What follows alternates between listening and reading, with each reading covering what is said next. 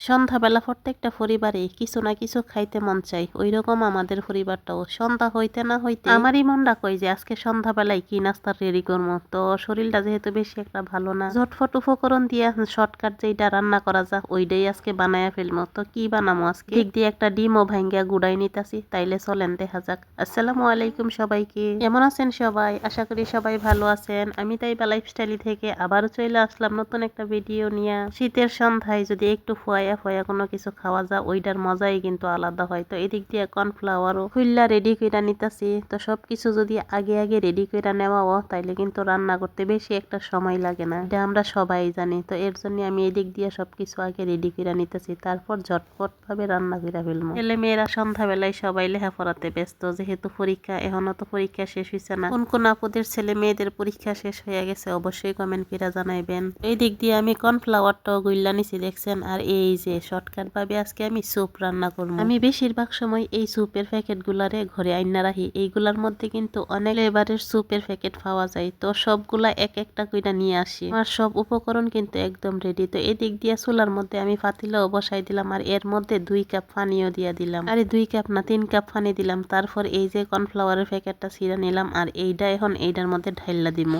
ঢাইলা তারপর এইটারে সুন্দর কইরা নাইরা নিমু। তো যারা মনে করেন শর্টকাট ভাবে স্যুপ রান্না করতে চান তারা এই প্যাকেট গুলারে বাসার মধ্যে নিয়ে রাখবেন, অল্প সময়ে খুব সহজেই রান্না করা যায়। শরীর অসুস্থতার মাঝে মনে করেন স্যুপ খাওয়াটা সবারই অনেক জরুরি। তো আমি স্যুপের পানিটার মধ্যে কিন্তু অনেকটা পরিমাণ মাংস দিয়ে দিছি, আর যতক্ষণ ব্লক না হয় ততক্ষণ পর্যন্ত কিন্তু আমি ঢাকনা উড়াইছি। ঘরে যদি মনে করেন সব উপকরণ দিয়ে স্যুপ রান্না হয় তাইলে ওইটার কালারটা একটু অন্যরকম হয়, আর অনেকটা পরিমাণ লোভনীয় দেখা যায়। তো এইটারেও আমি ওই রকম ভাবে রান্না করার চেষ্টা করতেছি, দেখা যাক কতটুকু করতে পারি। আমি কিন্তু অনেকটা পরিমাণ চিংড়ি মাছও দিয়ে দিছি। তো চিংড়ি মাছটারে আমি আগে একটু ভাজা নিছিলাম, কারণ চিংড়ি মাছের সাইজটা একটু বড় ছিল আর উপরে খোসা ছিল, এর জন্য আমি খোসাটারে ফালাই দিছি। আবারও সবকিছু একসাথে মিশাইয়া সুন্দর করে ঢাকনা দিয়া ঢাইকা দিমু। তারপর এই যে ঢাইকা দিলাম, ঢাকনা কিন্তু আবার উড়াইয়াও নিলাম। ফার্স্টে যে ডিমটা গুড়াই নিছিলাম ওই ডিমটারে আবারও একটু নাইরা নিতেছি, নাইরা তারপর এই যে এইখানে স্যুপটার মধ্যে আর কি সবটা ডিম ঢাইলা একসাথে মিশাই নিমো। তো